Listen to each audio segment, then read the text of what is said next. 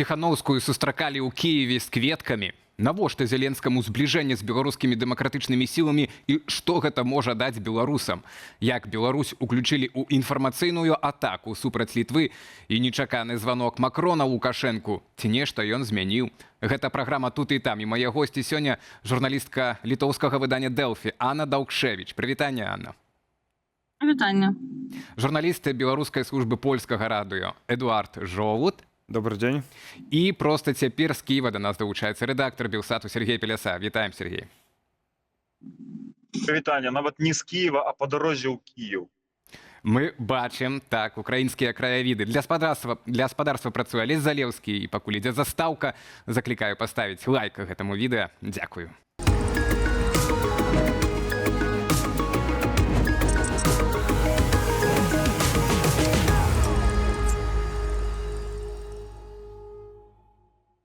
Так, пачынаем ад самага гарачага. У момант запісу гэтай праграмы якраз адбываецца доўгачаканая, ну і шматабяцальны афіцыйны візіт Святланы Ціхановскай у Кіеў. У цэнтры размоваў нібыта супраца паміж Украінай і беларускімі дэмсіламі, бяспека рэгіёна, пагроза новай эскалацыі і тое, як не дапусціць яшчэ большага ўцягвання Беларусі у вайну. Гэта афіцыйная інфармацыя, а што насамрэч збіраецца Святлана Георгіевна Ціхановская прывезці беларусам з Украіны, папытаў Белсат. Праўда, пакуль што удалося нам яе злавіць у чарнобыльскай зоне каля Прыпяці, горада. Калі ласка, што сказала Святлана Ціхановская? Першыя словы ва ўкраіне.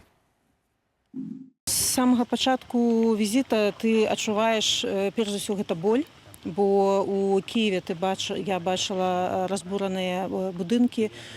Тут, канешне, гэта іншая катастрофа, але ўсё роўна ты бачыш загінулы горад, скажем так. І, канешне, што можа аб'ядноўваць вось гэтыя дзве бяды, гэта тое, што такое ніколі зноў проста не павінна паўтарыцца. Ні вайна, ні агрэсія супраць Украіны, ні катастрофа на ядзернай электрастанцыі. І тое, што, напрыклад, мы былі на электрастанцыі і вось гэты арку ўжо ў гады вайны шахедамі бамбілі, ну гэта яшчэ магло вызваць адну катастрофу. То бок усё неяк палітычна, безадказнасць, вось гэтая, каб нашкодзіць іншым, ну гэта вось толькі боль вызывае. Але з іншага боку я вельмі ўдзячная украінскаму народу за тое, што зараз захищаюць сваю радзіму. І вось мы тут з жыхаркай Прыпяці таксама размаўлялі, што яна тут нарадзілася і яна сюды прыязджае на вахты, каб працаваць, бо гэта лепшы для яе горад. То бок людзі застаюцца там, дзе яны больш за ўсё патрэбныя, каб захищаць тыя мясціны, якія ім дорагі. І дня не знаходзіцца ва ўкраіне Святлана Ціхановская ўжо па-ўкраінску прыгадвае некаторыя словы. За працай беларускай дэлегацыі ў Кіеве сочыць мой калега Сергей Пеляса. Сергей, што фактычна можа прывесці Святлана Ціхановская, ну, апроч гэтай важнай, не сумняваюся, важнай дэкларацыі, што беларусы ў гэты складаны час побач з украінцамі? Давайте дачакаемся да спатканняў з кіраўніцтвам Украіны, якія яшчэ наперадзе. Сёння мае адбыцца візіт у Міністэрства замежных справаў, і заўтра будзе таксама размова з кіраўніцтвам Украіны. Так? Толькі тады мы зможам заявіць пра нейкія афіцыйныя рашэнні, пра нейкія афіцыйныя дэкларацыі. Пакуль што можам ацэніць тое, што на павестцы дня ёсць. Так? Ну, зразумела, што на павестцы дня у нас ёсць пытанні адказнасці рэжыму Лукашэнкі за суагрэсію Расіі супраць Украіны. Гэта справа комплексная. Тут ёсць і праца Паўла Латушкі, збор доказаў злачынстваў супраць дзяцей украінскіх, у якія злачынствы замешаны рэжым Лукашэнкі. Для гэтага ствараецца адміністратыўны трыбунал. Мы пра гэта ведаем. Што можа прывесці? Я думаю, што з такіх канкрэтных справаў гэта пытанне легалізацыі беларусаў, беларускіх грамадзянаў, якія знаходзяцца ва ўкраіне, якія маюць пратэрмінаваныя пашпарты, а таксама цэлы шэраг праблемаў беларускіх добраахвотнікаў. Гэта і легалізацыя, і магчымасць выплатаў ім кампенсацыі, дакладней сем'ям загінулых добраахвотнікаў, выплатаў кампенсацыяў якія належацца сем'ям ваяроў, якія абараняюць Украіну па законе, але іх не могуць атрымаць грамадзяне Беларусі з Беларусі. Так? Гэта ёсць сур'ёзная праблема. Таму што, напрыклад, добраахвотнік з любой іншай краіны, акрамя Расіі і Беларусі, калумбіец, паляк, амерыканец, калі ён гіне, ягоная сям'я можа атрымаць вялікую грашовую кампенсацыю. Беларуская сям'я не можа. Гэта сур'ёзная праблема, улічваючы тое, што сярод прыкладна 20 тысячаў замежных грамадзянаў, якія воююць за Украіну, ну, даволі значная лічба, гэта сотні людзей, а за ўвесь час вайны гэта больш тысячы прайшлі праз гэта пекла. І десяткі беларусаў загінулі. Называюцца розныя лічбы, але ну прынамсі 60 асобаў загінулі. Мы ўвесь час даведваемся пра новыя смерці. Гэта вось канкрэтныя справы, якія можна чакаць для рашэння, які можна чакаць пасля размоўкі. Сергей, то еще короткое пытанне вось да цябе, але мне здаецца вельмі важнае ў кантэксце нашай далейшай дыскусіі ў гэтай праграме.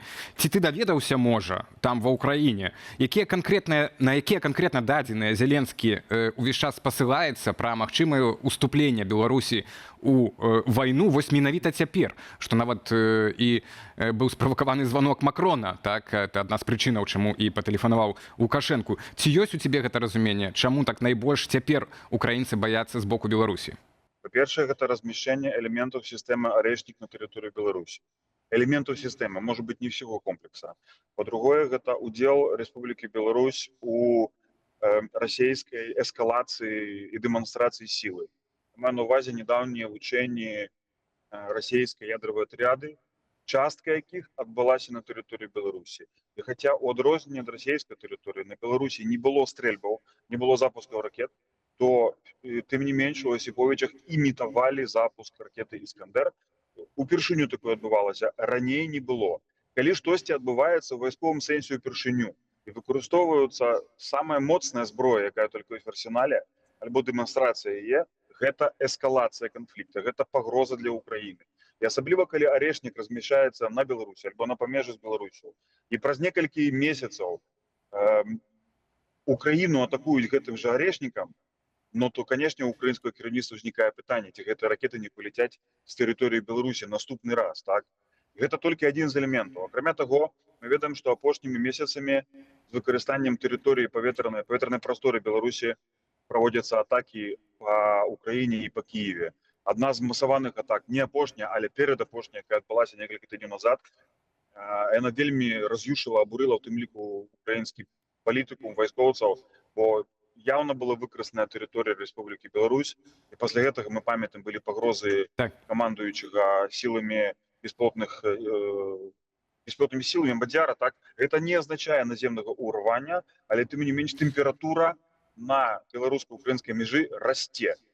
Як гэта вяжецца з тым, што Украіна не хоча эскалацыі з аднаго боку, але з іншага боку запрашае Ціхановскую, которая як чырвоная ануча на Менск? Мне здаецца, што варта разумець, што адбываецца в Украіне ў гэтым кантэксце. Украіна зараз стаіць фактычна перад экзістэнцыйным выклікам, ці быць украінскай дзяржаве, ці не быць. І мы бачым, што эліты ва ўкраіне, ўлада бачыць зараз рост пагрозы з боку Беларусі. І ў гэтым кантэксце яны таксама павышаюць стаўкі. І, уласна кажучы, пачатак дыялогу, і гэта візіт Святланы Ціхановскай, можна разумець у кантэксце власна намаганняў Кіева нейкім чынам паўплываць на Мінск, паказаць, што ў іх таксама ёсць асы ў рукаве, ёсць карты, як зараз модна казаць, у выглядзе таксама кантактаў з дэмакратычнай апазіцыяй Беларусі. А што нам ад гэтага, беларусам? Ці хаця бы дэмакратычным сілам? Святлана Ціхановская, дэмакратычныя сілы з Кіева вернецца мацнейшым? Гэта вельмі складанае пытанне. Мне здаецца, што вось калега з Кіева пералічыў некалькі пунктаў павесткі, і ўсё ж такі трошкі была адвергнута іерархія, адказнасць рэжыму Лукашэнкі, дакументацыя злачынстваў супраць украінскіх дзяцей, якія здзяйсняюць рэжым Лукашэнкі. Гэта ўсё вельмі правільныя, слушныя рэчы, але даволі абстрактныя.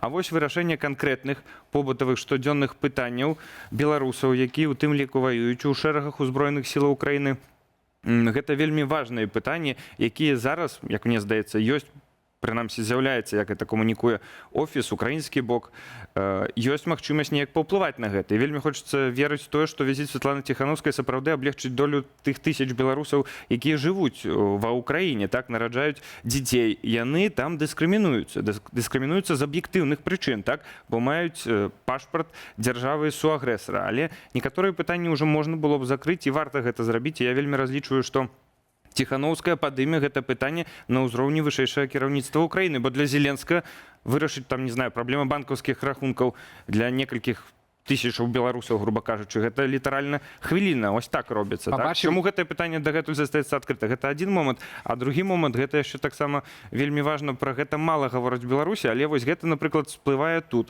у Польшчы, дзе сустракаюцца масава і беларусы з украінцамі, што, нягледзячы на супольную гісторыю, працяглы амаль 1000-кіламетровую супольную дзяржаўную мяжу паміж Беларусю і Украінай, в Украіне Беларусь гэта ў пэўным сэнсе невядомая тэрыторыя і невядомы народ.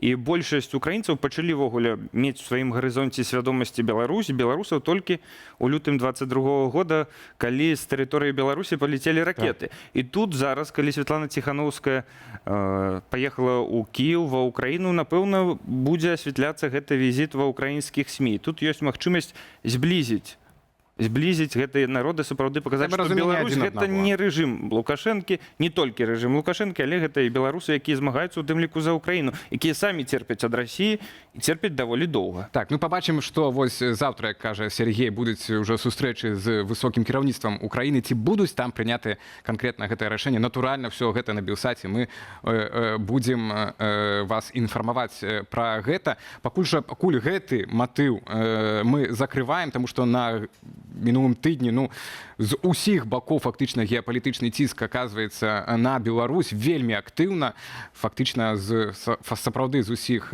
бакоў свету. Ну і прыйшлі мы к нечаканаму званку Макрона, так, пасля пагрозаў Зеленскага і ядравых вучэнняў у Беларусі. Анна, вас мы хочам далучыць з Вільні. Ну, прапаганда старалася прадаць гэтае вучэнне як прыкмету сілу, але па факту мы даведаліся хутчэй пра прыкры стан беларускай незалежнасці, так, і што страчваем самастойнасць у такім ключавым пытанні, як бяспека, што цяпер у Маскве гэта ўсё вырашаецца. Такія высновы для Беларусі. А вось для Літвы таксама ж гэтае вучэнне мелі сур'ёзны палітычны ці прынамсі псіхалагічны уплыў на Літву. Мы ведаем пра гэты залёт дрона з боку Беларусі, ну і прапаганда беларуская пасля гэта назвала дронавым псіхозам. Тое, якім чынам вось якая была рэакцыя афіцыйнай Вільні на гэты залёт дрона. Анна, як Вільня, Літва перажыла гэтыя вучэнні, ці напужалася? Дело в том, что мы много лет живем, ощущая эти угрозы, именно после 22 года, после начала полномасштабной войны. Каждые вот учения Запад или какие-нибудь другие, они у нас вызывают немножко тревожность, скажем так, потому что надо же, ну, мы хорошо понимаем, что сейчас территорию Беларуси использует Россия как площадку для вот то для запуска там дронов по Украине, то вообще для наступления на территорию Украины. И возможно ли, ну, что вот Лукашенко скажет, что не, вот я не позволю больше, но что-то мне так не кажется, и потому мы понимаем, что решения принимаются в Москве. И какое решение может приниматься в Москве? Знаете, мы часто, вот я как журналист часто вот и тоже разговариваю с разными экспертами, и некоторые вот там начинают говорить вот то, что думают или там в Кремле, или сам думает Путин. А мы же не знаем, в конце концов, что он думает. Потому что его решения какие-то, ну, иногда вообще не поддаются логике. Ведь наступать в 22 году, набрав там 250 тысяч войск на территорию Украины, это не поддавалось никакой логике. И это наступление по всем прям фронтам, оно не было удачное. Но все-таки он пошел на это. Потому каждый раз, когда бывает учение, у нас вот такой напряженность чувствуется. Я помню, вот последнее учение Запад, которые тоже были, нас просто вот в Литве очень успокаивал наши войска, которые подавали информацию, вот немножко народ успокаивали, потому что, ну, мы же тоже понимали, что какие там раньше проходили учения и до чего-то довело. Вот сейчас, конечно, ну, мало людей, наверное, верят, что вот, ну, Орешник, что сейчас кто-то там запустит его по Вильнюсу, но учения все-таки, они проводятся же не просто так, и притом надо всегда тоже смотреть на какой-то фон, на котором он происходит, на котором они происходят. Вот эти и заявление президента Украины Зеленского, что может Россия втянуть Беларусь в какие-то вообще уже, ну, напрямую в боевые действия. И с другой стороны, заявление самого Лукашенки, что вот мы уже в войне, мы все это хорошо уже слышали, когда он собрал своих генералов и сказал, что вот мы Так. уже воюем, потом он говорил что-то про сухопутную операцию. Конечно, это мы воспринимаем иногда как такой и свой информационный шум, но с другой стороны мы понимаем, кто за этим всем стоит, и Вот. потому у нас такого чувства прям спокойствия точно нет. Так, Анна, вось я от хацеў вас гэта менавіта удакладніць, бо там ж была гісторыя не толькі з гэтымі вучэннямі, а і залётам дрону з боку Беларусі ў Літву. Там ж яшчэ была гісторыя, што Мінск абвінаваціў Літву ў тым, што з яе тэрыторыю у Беларусь нібыта заляцеў украінскі дрон, які меўся атакаваць Расею. Ну, у Вільні ў выніку адказалі жорстка, назвалі заявы беларускіх уладаў абсурдамі, часткай расейскай, так, інфармацыйныя атакі супраць краін Балты. І аказалася, што акурат у гэтыя ж дні расійская прапаганда мэтанакіравана тое ж самае рабіла і датычна іншых краінаў Латвіі і Эстоніі, абвінавачваючы ў іх у тым, што нібыта вось дроны з іх украінцы запускаюць, і это можа быць такой нагодай для атакі з боку Расіі гэтых краінаў. У выніку такіх доказаў не прагучала, але Менск падставіўся публічна, так, бо фактычна ён падыграў публічна в адкрытую, нават не сказаў бы, беларуская філія расійскага МЗС, так, у выніку атрымліваецца, падыграла Маскве. Ну і такая Беларусь застаецца надзейным, сапраўды эфектыўным партнёрам Масквы. Але на Літву цісне Амерыка, каб пачала размаўляць з Беларусю і з Лукашэнкам у справе гэтага калію там і гэтак далей. Дык ці ёсць альтэрнатыва ў афіцыйнай Вільні, каб не размаўляць з Лукашэнкам? Яна мусіць хіба што цяпер ужо па-любому размаўляць і ў справе бяспекі, і ў справе гэтага ціску Трампа. І мы бачым таксама, што палякам атрымалася пачаць такія размовы, а Літве не. Чаму, на вашу думку?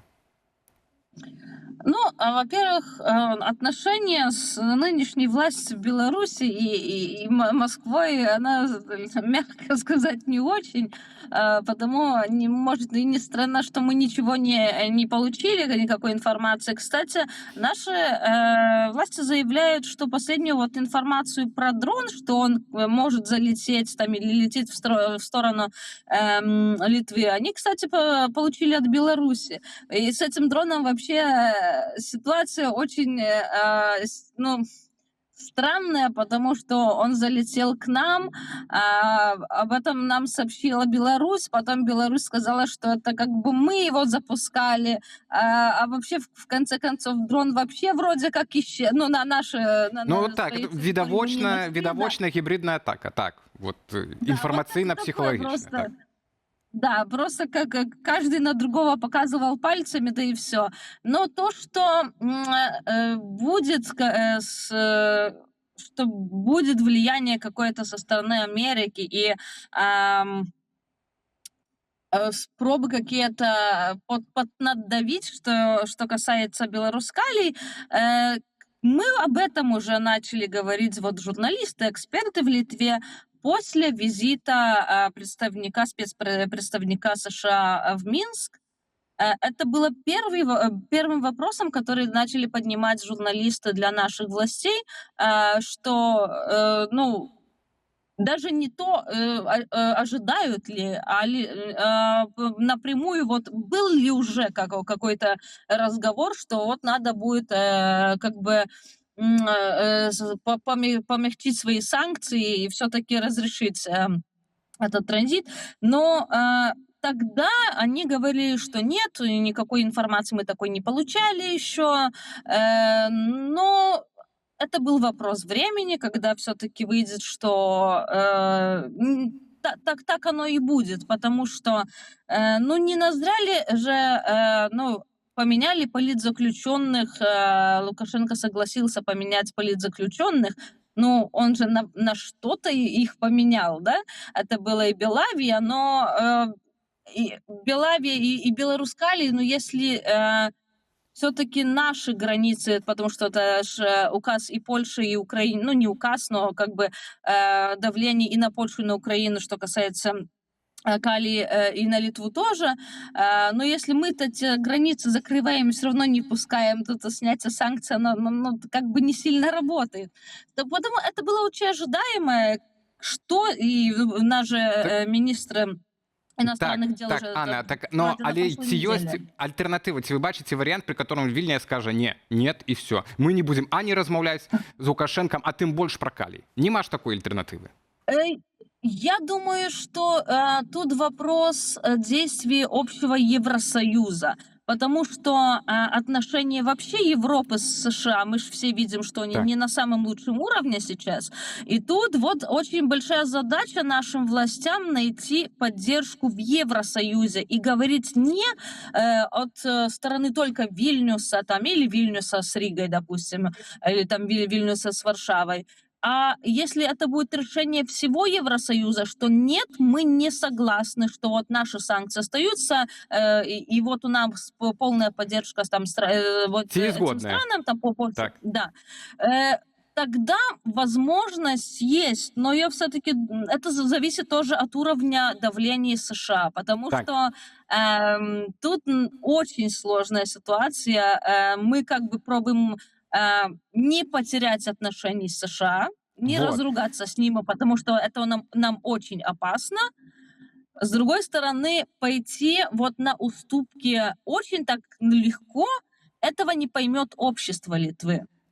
И тут наша власть, если она скажет, ну ладно, мы все, мы согласны, вот мы поговорили, все-таки американская сторона нас попросила, мы согласны, но это ну, будут, я думаю, протесты и шум, и недовольствие, и я думаю, что это власть просто, ну, сделает себе очень много проблем. Вось, Анна, а што і Эдуард, а што калі это еўрапейскі трэк перамоваў з Лукашэнкам ужо фактычна пачаўся учорашнім званком Макрона Лукашэнку, бо я не думаю, што пазваніў Макрон, каб толькі папярэдзіць пра жорсткія наступствы уваходу Беларусі ў вайну. Я думаю, каб ён з такой мэтай званіў, то Лукашенко б не размаўляў з ім, так як ён это рабіў з Ангелай Меркель. Я думаю, што там яшчэ былі большыя размовы і ў тым ліку пра магчымасці этого калія і збліжэння пазіцыі Еўразвязу і Злучаных Штатаў. Мы гэтай размовы не чулі, але мы можам прааналізаваць афіцыйныя паведамленні з двух бакоў, як былі ўспрынятыя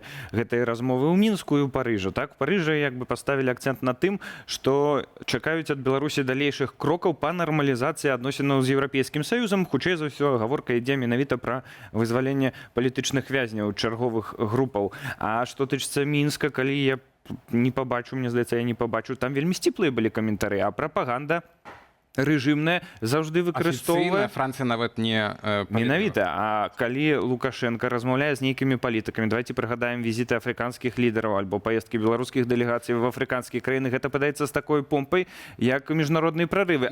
Прапаганда маўчыць пра размову з адным з еўрапейскіх лідараў. Скажа Москва. Адпаведна, ну, не ведаю, але пахваліцца няма чым, бо хутчэй за ўсё ж такі сапраўды размова была вельмі жорсткая з патрабаваннямі з боку Францыі. Я б тут яшчэ хацеў некалькі словаў сказаць пра папярэдняе абмеркаванне таго, што адбываецца ў Літве з беларускімі дронамі. Не заўважылі вельмі важныя рэчы, а хто з'яўляецца асноўным гарантам бяспекі для Літвы, Латвіі, Эстоніі, у тым ліку Польшчы. Гэта не Еўрапейскі Саюз, не Европейская комиссия, а конкретные американские войски и 5-й артыкул Паўночна-Атлантычнага альянсу. Поэтому пакуль у Литве, у тым ліку у Польшчы, в іншых балтыйскіх краінах Латвіі, Эстоніі ёсць такое бачанне, што США з'яўляецца асноўным гарантам і прысутнасць амерыканскіх войскаў павінна гарантаваць гэтую бяспеку ў будучыні, улады гэтых краін будуць не ў стане адмовіць ніякой амерыканскай адміністрацыі ў такіх патрабаваннях альбо цягнуць на падаўжэнне гэтага пытання. А пакуль жа актуальная адміністрацыя Злучаных Штатаў усяляк прасоўвае гэты праект адмены санкцыяў з боку Літвы, Польшчы і Украіны датычна беларускага калію і Беларусі, каб такім чынам нібыта адцягнуць Лукашэнку ад Масквы. У нас уже няма часу, каб працягнуць гэтую дыскусію, але так коратка. Ты бачыш, верыш у гэтую канцэпцыю? Мне здаецца, што канцэпцыя адцягвання навогуле другарадная, калі не сказаць трэцярадная для амерыканскай адміністрацыі. Трэба паглядзець, што адбываецца в Амерыцы. Зараз будуць выбары, заканадаўчы орган. Фермеры амерыканскія вельмі пакутаюць, не хапае угнаенняў. У тым ліку пакутаюць і польскія фермеры. Іх вельмі цяжка дастаць, калі яны ёсць, яны вельмі дарагія. Плюс адносіны з Канадай, як галоўны канкурэнт у Беларусі на рынку калійных угнаенняў. Польшча ахвотней пайшла на гэтую размову дыялог. Выбачаю, што перабіваю часу мала. На дыялог з Менскам атрымліваецца. Я думаю, на дыялог пайшлі в першую чаргу дзеля таго, каб паспрыяць вызваленню Анджэя Пачобута. Так што і нарэшце на шчасце адбылося. Адбылося і далей нічога. Але трэба памятаць, што за сценкамі Лукашэнкі яшчэ сотні, калі не тысячы палітвязняў дагэтуль знаходзяцца. От уласна гэтаму, мне здаецца, і была прысвечаная апроч вайны і далучэнне магчымага Беларусі да чарговай хвалі эскалацыі вайны в Украіне была прысвечана размова Макрона з Лукашэнкам. А Джон Кол так і не прыехаў, хаця чакаўся уласна не прыехаў. Чаму не прыехаў? Таму што дагэтуль не прапусцілі калійныя ўгнаенні. Можам чыста гіпатэтычна такую пастроіць канструкт, што зараз быў ужо крок з боку амерыканцаў, якія павінны былі вымусіць альбо дапамагчы прыняць рашэнне пра транзіт калійных угнаенняў. У Мінску не дачакаліся такого рашэння і, адпаведна, не пайшлі далей на вызваленне палітвязняў. А як гэта зрабіць, калі ідуць вучэнні і гібридныя атакі на суседзяў? І таму мы бачым, хто таксама зацікаўлены ў тым, каб гэтага збліжэння з Трампам не адбылося Менску. Так, добра, шмат нагаварылі. Наступны тыдзень пакажа нам, ці мелі рацыю і як гісторыі пачнуць развівацца далей. Але Залескі для вас працаваў, Эдуард Жолуд з беларускай службы польскага радыё і Анна Ваўкшевіч з літоўскага выдання «Дэлфі» былі з намі на відэасувязі з Вільні. Дзякуй вялікі ўсім і да наступных сустрэчаў.